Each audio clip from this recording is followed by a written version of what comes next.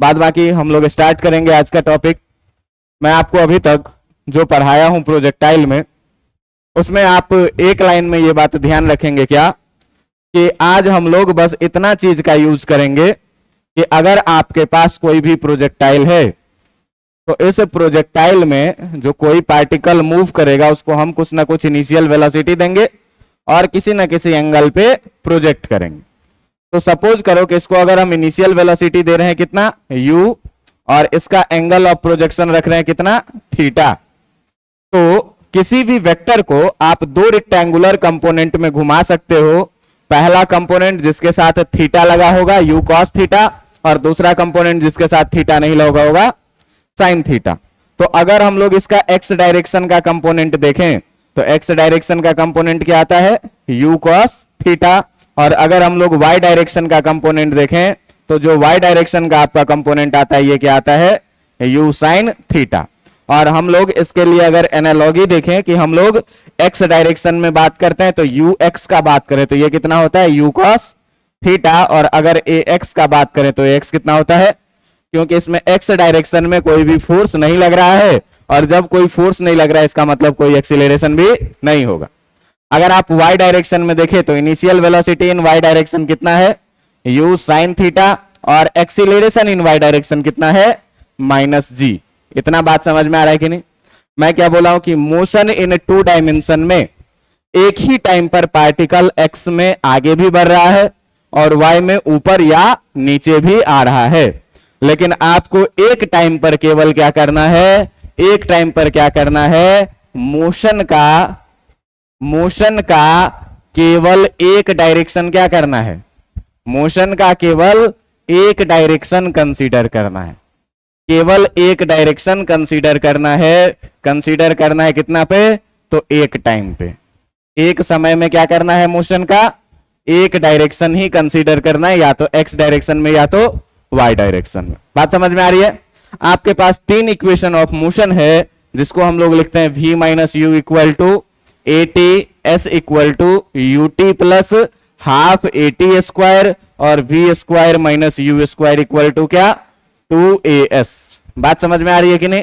ये इतना equation of motion को ध्यान में रखना है।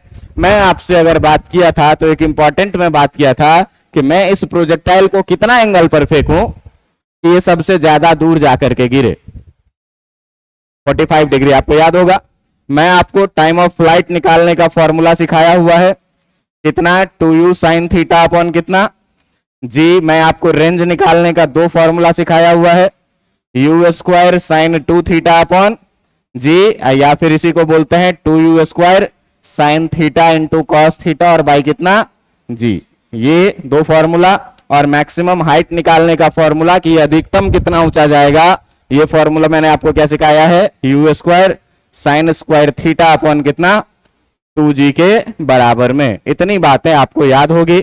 रेंज मैक्सिमम होने के लिए थीटा इक्वल टू कितना होता था 45 डिग्री पे, ये रेंज का वैल्यू जो होता था ये कैसा होता था मैक्सिमम। इतनी बातें याद है। तो आज हम लोग सारे क्वेश्चंस को करेंगे, एकदम ध्यान रख रख के आप लोग बनाएंगे, हम भी बनाएंगे, और मिलजुल के आज के क्लास में प्रैक्टिस केवल करना है। बात समझ में आ रहा है? तो आपका पहला क्वेश्चन है क्या, आपका पहला क्वेश्चन है ये, क्वेश्चन नंबर 1 क्या कह रहा है, कह रहा है क्या कि a projectile is projected, a projectile is projected with initial velocity, कि एक प्रोजेक्टाइल को हम लोग प्रोजेक्ट किए, initial velocity 10√2 metre per second से, कितने से 10√2 मीटर पर सेकेंड से, सच दैट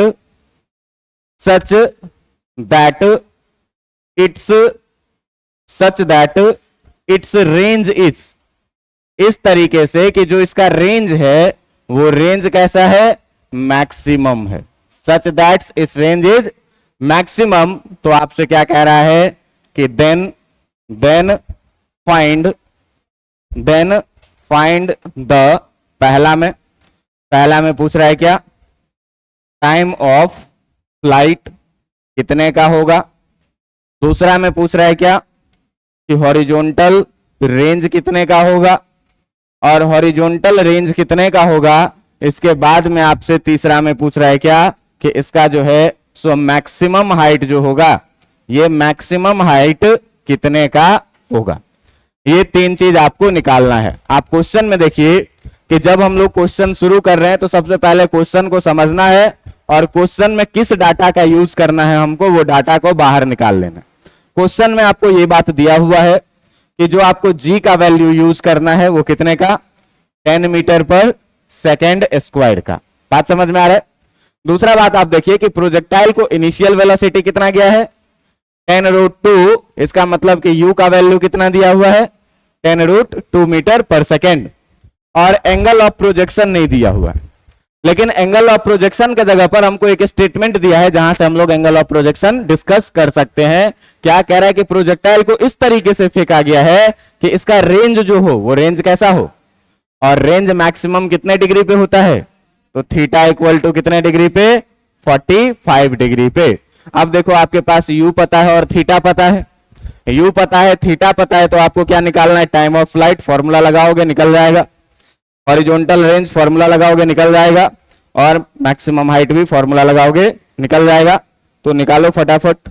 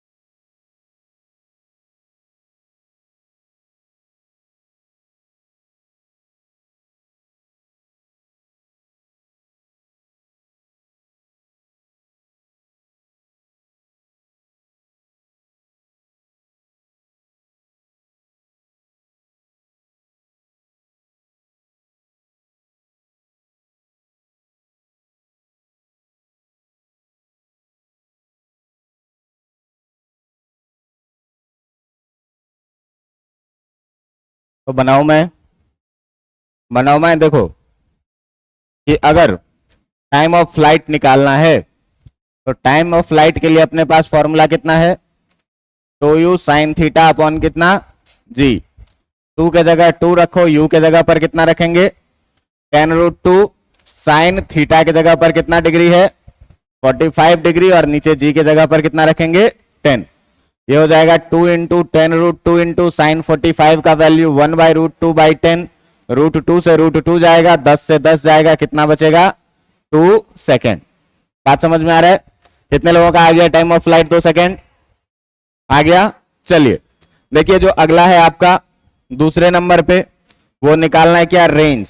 तो रेंज मैक्सिमम है, तुम चाहो तो डायरेक्ट रेंज मैक्सिमम के लिए फॉर्मूला तुमको याद होगा कि मैक्सिमम रेंज के लिए मैंने सीधे क्या बोला, u² कितना होता, जी होता है। या तो ये लगाइए, नहीं तो आपको कोई दिक्कत नहीं, आप लगाएं u² साइन 2 थीटा अपॉन कितना जी। तो u² साइन 2 थीटा अपॉन जी का मतलब u² के जगह पर कितना लिखोगे, 10√2 का होल स्क्वायर साइन 2 थीटा, तो 2 के जगह 2 और थीटा के जगह पर कितना 45 डिग्री, और नीचे जी का वैल्यू कितना रखोगे, इसका स्क्वायर करोगे तो 10 का स्क्वायर 100, और 100 को 2 से मल्टीप्लाई करोगे कितना हो जाएगा, 200। तो ये हो जाएगा कितना 200, और साइन 2 इंटू 45 कितना डिग्री हो जाएगा, 90 डिग्री, और नीचे है कितना 10, ये हो जाएगा 20।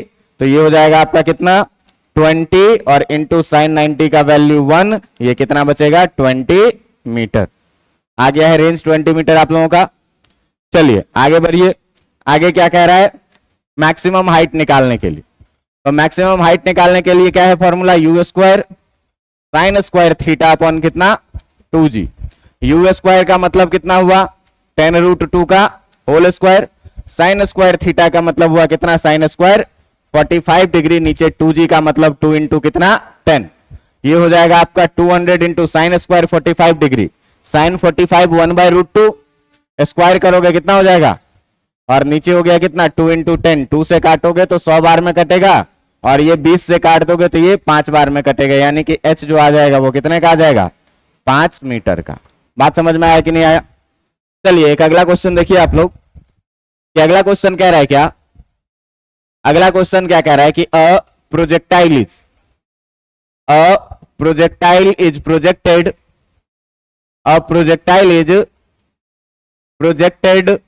with initial velocity,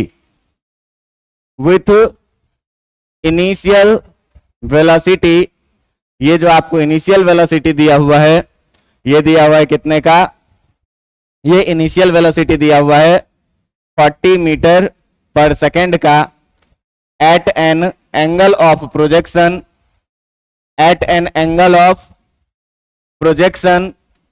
angle of projection आपको दिया हुआ है कितना 53 डिग्री। देन आपको फाइंड करना है पहला टाइम ऑफ फ्लाइट, आपको फाइंड करना है टाइम ऑफ फ्लाइट। दूसरा में आपको फाइंड करना है position and velocity of particle, position and velocity of particle at t equal to 1 second, कि जब टाइम का वैल्यू 1 सेकेंड होगा तो उस समय में पार्टिकल का पोजीशन क्या होगा और पार्टिकल का वेलोसिटी क्या होगा। और तीसरा में आपको निकालना है velocity of particle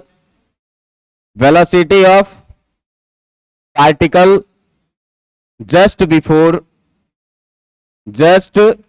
before striking the ground, कि ग्राउंड को स्ट्राइक करने से ठीक पहले जो है सो इस प्रोजेक्टाइल का जो वेलोसिटी होगा वो कितना होगा, ये आपको निकालना है। बात समझ में आ रहा है। क्या कह रहा है कि एक प्रोजेक्टाइल है जिसको इनिशियल वेलोसिटी कितने से फेंका गया 40 मीटर पर सेकेंड से, कितने एंगल पे 53 डिग्री पे। तो आपको क्या निकालना है टाइम ऑफ फ्लाइट, आपको निकालना है position and velocity of particle, कब, जब समय कितना हुआ हो 1 सेकेंड हुआ हो। दूसरा बात क्या निकालना है कि velocity of particle just before striking the ground, जमीन पर गिरने से ठीक पहले पार्टिकल की वेलोसिटी कितनी होगी। बात समझ में आ रहा है। तो इस क्वेश्चन को सॉल्व करने के लिए सबसे पहले हम लोग क्या करें, तो सबसे पहले हम लोग क्या करें कि एक डायग्राम बनाएं, जिस डायग्राम में इस प्रोजेक्टाइल मोशन को हम लोग दिखा सकें कि ये है आपका y एक्सिस, ये है आपका x एक्सिस। एक प्रोजेक्टाइल आपके सामने में प्रोजेक्ट किया गया है, जिस प्रोजेक्टाइल को आप मान ले कि कुछ इस तरीके से, जिसका इनिशियल वेलोसिटी आपको कितना दिया हुआ है, जिसका इनिशियल वेलोसिटी आपको दिया हुआ है कितना 40 मीटर पर सेकेंड, और जिसका एंगल ऑफ प्रोजेक्शन आपको कितना दिया हुआ है 53 डिग्री। बात समझ में आ रहा है कि नहीं। अब देखो कि इसमें हम लोग देख रहे हैं क्या कि जो x डायरेक्शन में u होगा वो u cos थीटा, तो u की जगह है कितना 40 cos कितना डिग्री 53 डिग्री, और y डायरेक्शन में होगा कितना u sin थीटा, तो ये हो जाएगा आपका कितना 40 sin कितना डिग्री 53 डिग्री। बात समझ में आ रहा है। 40 की जगह 40 रखो, cos 53 का वैल्यू कितना होता है 3/5, 5 से कटेगा 8 बार में, ये कितना हो जाएगा 24। और इधर देखोगे तो 40 इंटू साइन 53 डिग्री का वैल्यू कितना होता है 4/5, 5 से कटोगे 8 बार में, ये हो जाएगा कितना 32। आप देख पा रहे हैं क्या कि आपके पास जो ux का वैल्यू है, ये ux का वैल्यू है कितना 24, और आपके पास जो uy का वैल्यू है, ये uy का वैल्यू है कितना, uy का वैल्यू है कितना 32। x डायरेक्शन में 24 मीटर पर सेकेंड और y डायरेक्शन में कितना 32 मीटर पर सेकेंड। अब ध्यान देना है कि आपको यह भी बात पता है कि x डायरेक्शन में जो एक्सीलरेशन होता है वो कितना होता है और y डायरेक्शन में जो एक्सीलरेशन होगा वो कितना होगा -g। g का वैल्यू हम लोग 10 लेंगे तो कितना लिखेंगे। अब इसी डाटा का हम लोगों को क्या करना है कि यूज करना है इस सवाल को बनाने के लिए। बात समझ में आ रहा है?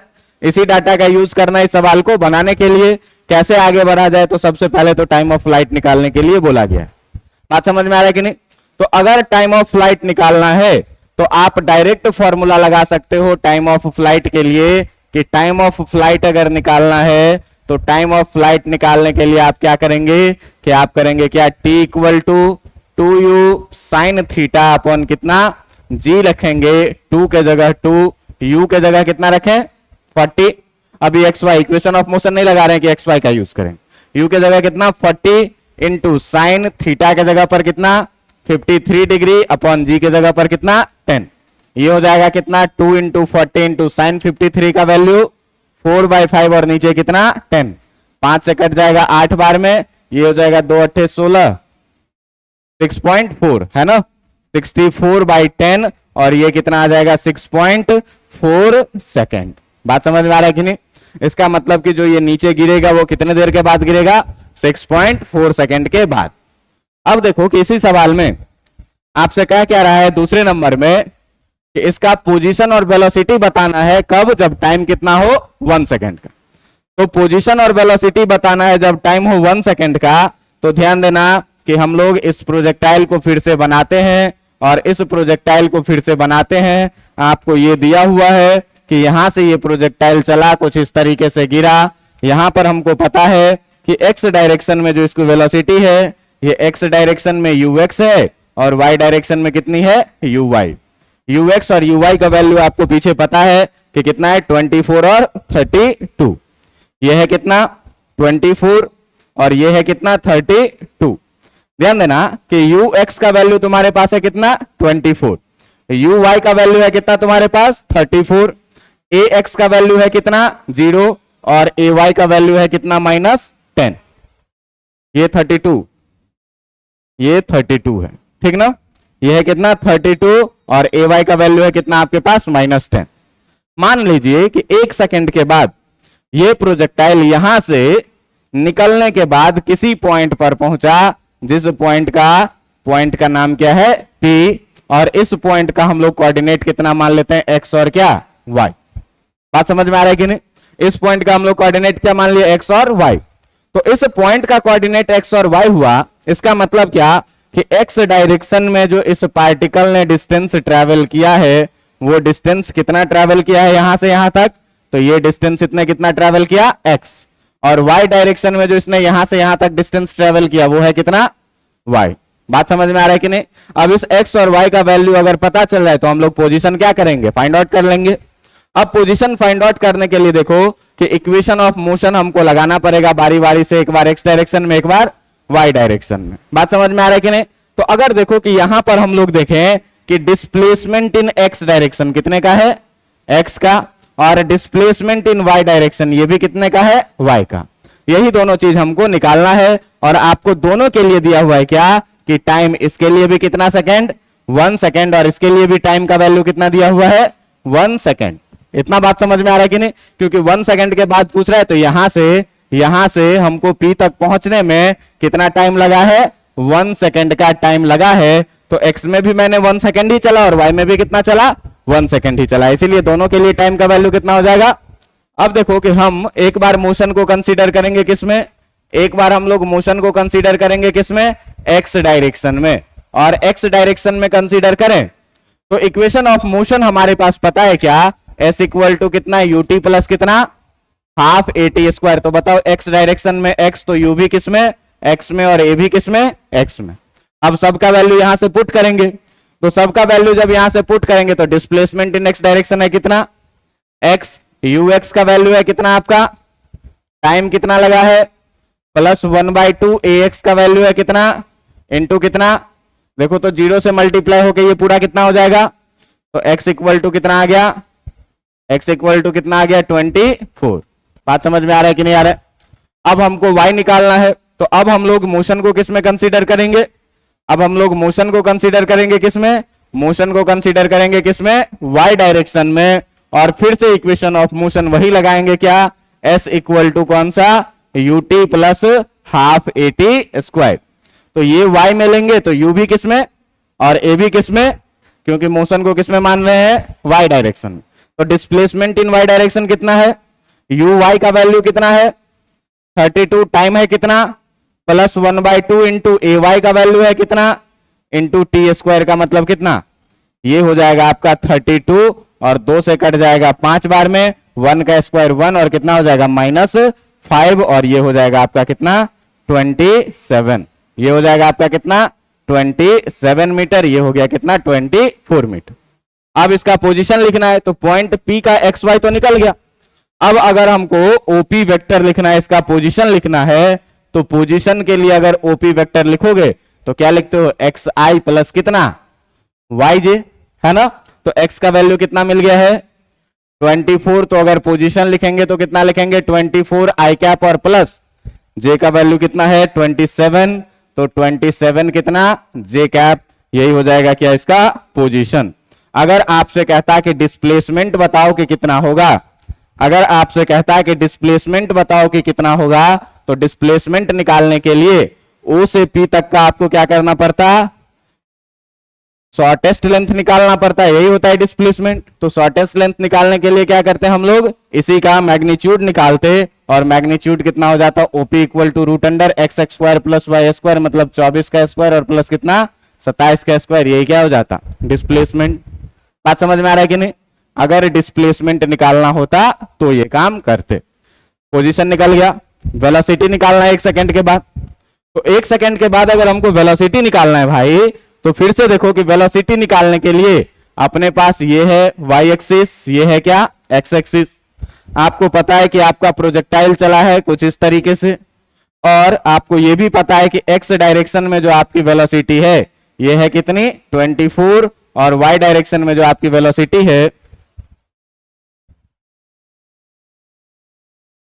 y डायरेक्शन में जो आपकी वेलोसिटी है ये है कितनी 32। बात समझ में आ रहा है कि नहीं। अगर हम लोग ax का बात करें, अगर हम लोग ux का बात करें, तो ux का बात है कितना 24 का, और अगर हम uy का बात करें तो ये है कितने का 32 का। आप जानते हैं कि ax का वैल्यू है कितना, और आपके पास ay का वैल्यू है कितना -10। मान लीजिए कि 1 सेकंड के बाद पार्टिकल यहां पर पहुंचा, और x डायरेक्शन में जो इसकी वेलोसिटी थी ये थी कितनी vx, और y डायरेक्शन में जो इसकी वेलोसिटी थी ये थी कितनी vy। बात समझ में आ रहा है। इसी पॉइंट का नाम P रखेंगे, तो हमको vx का वैल्यू पता नहीं है, हमको vy का भी वैल्यू पता नहीं है, लेकिन हमको पता है कि इस पूरे में टाइम कितना लगा है 1 सेकंड का, और यहां भी टाइम कितने का लगा है 1 सेकंड। बात समझ में आ रहा है कि नहीं। तो अब देखो कि अगर हम लोग इक्वेशन ऑफ मोशन पर जाएंगे, तो हम लोग पहले मोशन को किसमें कंसीडर करेंगे, मोशन को कंसीडर करेंगे किसमें x डायरेक्शन में, और x डायरेक्शन में कंसीडर करने के बाद जो इक्वेशन ऑफ मोशन लगाएंगे, आप देखो कि v u a t में एक ही रिलेशन आता है v minus u equal to a t का। बात समझ में आ रहा है कि नहीं। तो हम लोग कौन सा इक्वेशन ऑफ मोशन लगाएंगे, v minus u equal to क्या ए टी, वी वाई में वी एक्स में लेंगे तो यू भी किस में लेंगे और ए भी किस में लेंगे, वी एक्स हमको पता, यू एक्स का वैल्यू आपको पता है कितना, ए एक्स का वैल्यू आपको पता है कितना, और टाइम है कितना, तो v x minus 24 equal to कितना आ जाएगा, वी एक्स इक्वल टू कितना आ जाएगा 24 मीटर पर सेकेंड। ये वी एक्स का वैल्यू निकल गया। इसी तरीके से अगर आप मोशन को कंसीडर करें किसमें, मोशन को कंसीडर करें किसमें, वाई डायरेक्शन में, और वाई डायरेक्शन में कंसीडर करने के बाद इक्वेशन ऑफ मोशन कौन सा लगाएं फिर से, v minus u equal to क्या ए टी, तो v भी y में, u भी y में, और a भी किस में y में। वी वाई का वैल्यू हमको पता नहीं है, यू वाई का वैल्यू है पता कितना, इक्वल टू ए वाई का वैल्यू 10, और टाइम का वैल्यू कितना, ये कितना हो जाएगा वी वाई इक्वल टू, ये रहा -10 और -32 इधर से आएगा तो +32, और वी वाई का वैल्यू इस तरीके से आपको मिल जाएगा क्या 22 मीटर पर सेकेंड। बात समझ में आ रहा है कि नहीं। अब आपको वेलोसिटी वेक्टर लिखना है, तो अगर वेलोसिटी वेक्टर लिखना है तो फिर से हम लोग कितना लिखेंगे वी एक्स आई और प्लस कितना वी वाई जी।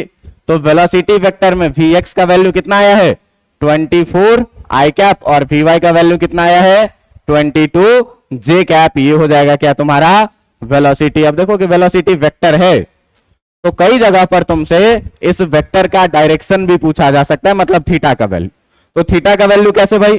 तो मान लो कि अपना Vx है इस तरह से और Vy है इस तरह से। बात समझ में आ रहा है कि नहीं? ये है क्या Vx और ये है क्या आपका Vy। तो इस दोनों का जो रिजल्टेंट होगा वो पार्टिकल कुछ कैसे जाएगा, इस तरह से जाएगा। पैरेललोग्राम लॉ बनाएंगे तो पार्टिकल कैसे जाएगा, कुछ इस तरह से। और मान लो थोड़ा देर के लिए कि ये एंगल जो है ये है कितने का, थीटा का। तो एक बात बताओ कि अगर ये पैरेललोग्राम है तो ये Vy है, तो अपोजिट साइड ये भी कितना हो जाएगा, Vy के बराबर में।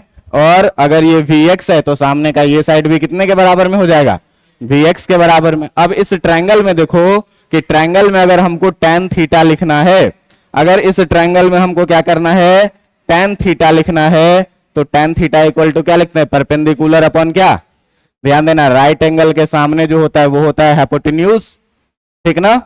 थीटा के सामने जो होता है वो होता है परपेंडिकुलर, और जो बच गया वो क्या होता है, तो tan थीटा इक्वल टू क्या लिखते हैं, p अपॉन। तो यहां से अगर आपको tan थीटा लिखना हो तो क्या लिखेंगे, Vy by Vx। Positive negative से बचने के लिए क्या करते हैं, मॉड लगाते हैं। तो अगर यहां से आपको tan थीटा इक्वल टू पूछा जाए तो Vy के जगह पर कितना और Vx के जगह पर कितना कट जाएगा, 11 और कितना 12। तो tan थीटा इक्वल टू कितना आ गया, 11/12। और यहां से आपको अगर थीटा पूछा जाए तो थीटा को क्या लिखेंगे, tan इनवर्स 11 कितना 12। पोजीशन भी निकल गया, वेलोसिटी भी निकल गया। सपोज करो कि अगर बोलता तुमको कि बताओ कि स्पीड कितना है, तो स्पीड निकालने के लिए क्या करते हैं, मैग्नीट्यूड ऑफ वेलोसिटी।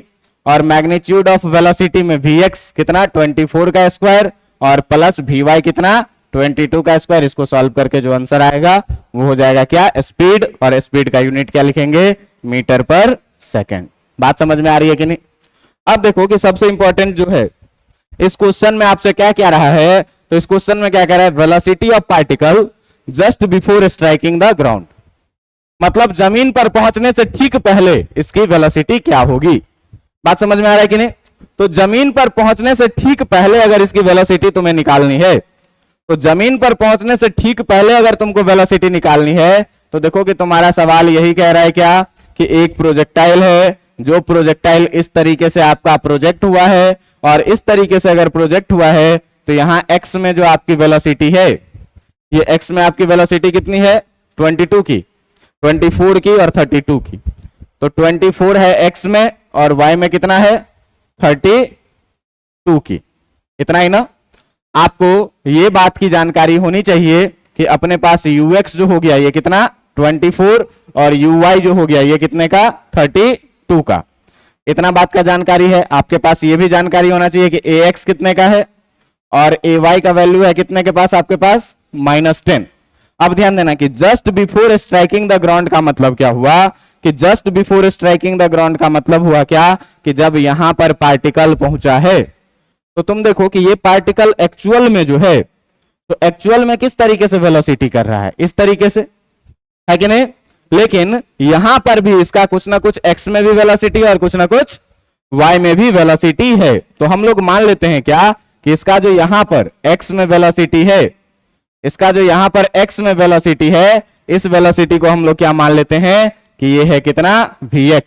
और यहां पर जो इसका y में वेलोसिटी है, इस y में वेलोसिटी को हम लोग कितना मान लेते हैं, vy। और अगर vx और vy का वैल्यू निकल जाए तो ये वेलोसिटी भी निकल जाएगा कि नहीं निकल जाएगा।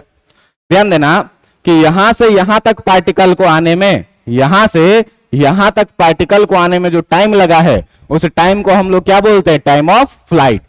और टाइम ऑफ फ्लाइट कितने का लगा है, ये टाइम ऑफ फ्लाइट हमने पीछे निकाला हुआ है कि टाइम ऑफ फ्लाइट जो निकाला है कितने का, 6.4 सेकेंड का। तो भाई यहां तक आने में अगर टाइम लगा है 6.4, तो टाइम इसके लिए भी कितना हो जाएगा 6.4, और इसके लिए भी टाइम का वैल्यू कितना हो जाएगा 6.4 का। बात समझ में आ रहा है कि नहीं। अब यहां पर हमको Vx का वैल्यू नहीं पता और यहां पर हमको Vy का वैल्यू भी नहीं पता, यही दोनों चीज क्या करना है, निकालना है। तो मोशन के डायरेक्शन को फिर से हम लोग क्या करेंगे, एक बार x डायरेक्शन में मानेंगे और क्या लगा देंगे, Vx minus ux equal to क्या, ax इंटू कितना t। बात समझ में आ रहा है कि नहीं। तो Vx का वैल्यू नहीं पता है, ux का वैल्यू है कितना पता, ax का वैल्यू 0 और टाइम कितना 6.4। बात समझ में आ रहा है कि नहीं? तो यहां से Vx इक्वल टू आपका कितना आ जाएगा 24, ये टर्म हो जाएगा 0 और ये -24 इधर आएगा तो +20। अगर हम मोशन को क्या करें y डायरेक्शन में माने, तो y डायरेक्शन में अगर माने तो ध्यान देना कि y डायरेक्शन में जब मानेंगे तो वही इक्वेशन ऑफ मोशन लगाएंगे, Vy minus uy equal to कितना ay इंटू कितना t। देखो कि Vy का वैल्यू नहीं पता है, uy का वैल्यू पता है कितना 32, ay का वैल्यू हमको पता है कितना और इनटू टाइम पता है कितना। ये देखो कि Vy -32 इक्वल टू ये कितना हो जाएगा -64। बात समझ में आ रहा है कि नहीं? और इस 32 को अगर आप इधर ले जाइएगा तो Vy इक्वल टू हो जाएगा कितना -64 और प्लस कितना 32, जो कि बचेगा कितना -32 metre per second. Minus sign ये बता रहा है कि पार्टिकल किधर की तरफ आ रहा है, नीचे की। बात समझ में आ रहा है कि नहीं? तो देखो कि अगर तुमको वेलोसिटी इनिशियल लिखना होगा, अगर तुमको वेलोसिटी इनिशियल लिखना होगा तो यहाँ x भी पॉजिटिव है, y भी क्या है पॉजिटिव। और अगर वेलोसिटी तुमको नेगेटिव में लिखना है, तो अगर वेलोसिटी तुमको यहां पर लिखना है तो x तो पॉजिटिव में है लेकिन y नेगेटिव में है। बात समझ में आ रहा है कि नहीं? तो अगर आपको velocity just before striking the ground लिखना है, अगर आपको velocity just before striking the ground लिखना है तो just before striking the ground जो लिखेंगे इसको हम लोग क्या लिखेंगे, स्ट्राइकिंग द ग्राउंड जो लिखेंगे इसको हम लोग क्या लिखेंगे भाई, तो v फाइनल लिखते हैं इसको, और v फाइनल इक्वल टू क्या लिखेंगे vx i कैप और प्लस कितना vy j कैप।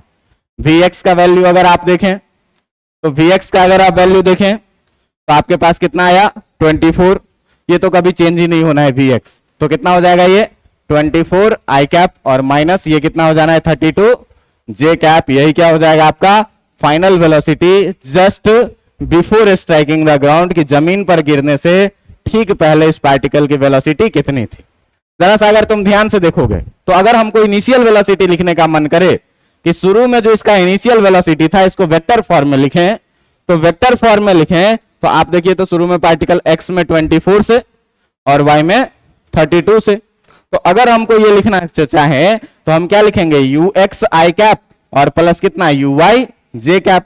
ux जो है आपका ये कितने का है 24 i कैप और uy जो है ये कितना है प्लस 32 कितने का j कैप था। तो तुम देखो कि इनिशियल वेलोसिटी और फाइनल वेलोसिटी में बस एक ही बात का अंतर है कि शुरू में पार्टिकल y में ऊपर जा रहा था तो y वाला कंपोनेंट पॉजिटिव था, और लास्ट में पार्टिकल y में किधर आ रहा था नीचे आ रहा था, तो y वाला कंपोनेंट क्या है नीचे है। बात समझ में आ रहा है कि नहीं? x वाले कंपोनेंट पे कोई फर्क नहीं पड़ा। तो बिना बनाए भी आप इस सवाल का आंसर लिख सकते हो। कैसे? तो अगर ग्राउंड टू ग्राउंड प्रोजेक्टाइल रहे, अगर ग्राउंड टू ग्राउंड प्रोजेक्टाइल है तो v इनिशियल लिख लो और बीच का साइन क्या करो बदल दो। इसका मतलब क्या है कि जितना वेलोसिटी से पार्टिकल उठा उतना ही वेलोसिटी से नीचे गिरा, ये गलत स्टेटमेंट है। वेलोसिटी अलग अलग है, ये दोनों वेक्टर सेम नहीं है।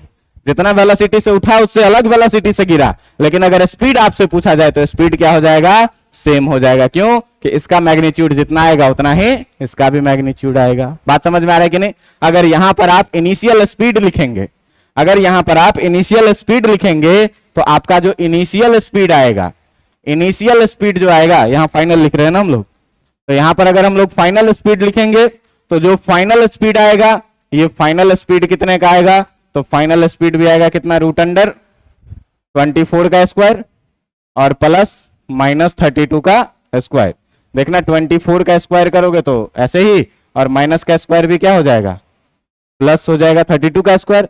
और अगर यहां पर इनिशियल स्पीड लिखोगे, अगर यहां पर इनिशियल स्पीड लिखोगे तो इनिशियल स्पीड भी कितना लिखोगे √x स्क्वायर प्लस कितना y स्क्वायर। x के जगह पर 24 और y के जगह पर कितना 32। आप देखिए कि ये दोनों चीज जो है ये कैसा है सेम है। इसका मतलब जितना स्पीड से पार्टिकल ग्राउंड से उठा उतना ही स्पीड से गिरा, लेकिन वेलोसिटी ये दोनों चीज जो है सो नॉट इक्वल, ये दोनों बराबर नहीं है।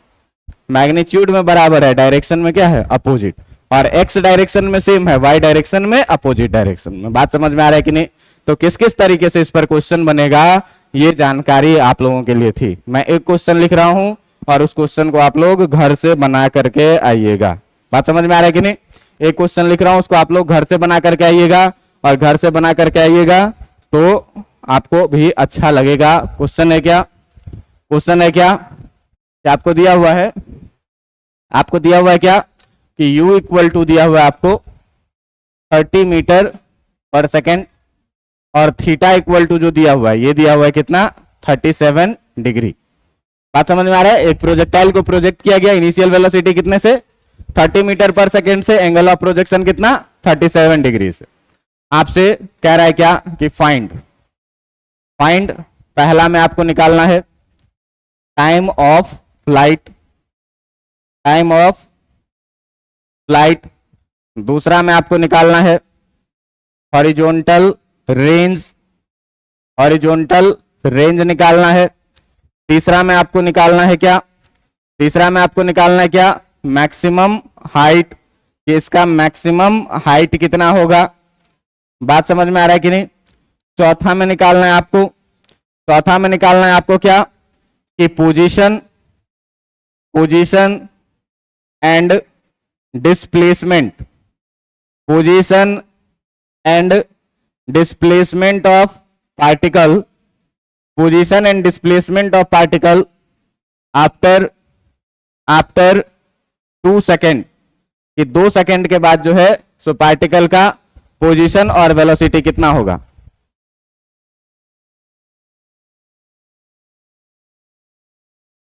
ठीक है, 2 सेकेंड के बाद जो है सो पार्टिकल का पोजीशन क्या होगा ये निकालना है। और पांचवा में आपको निकालना है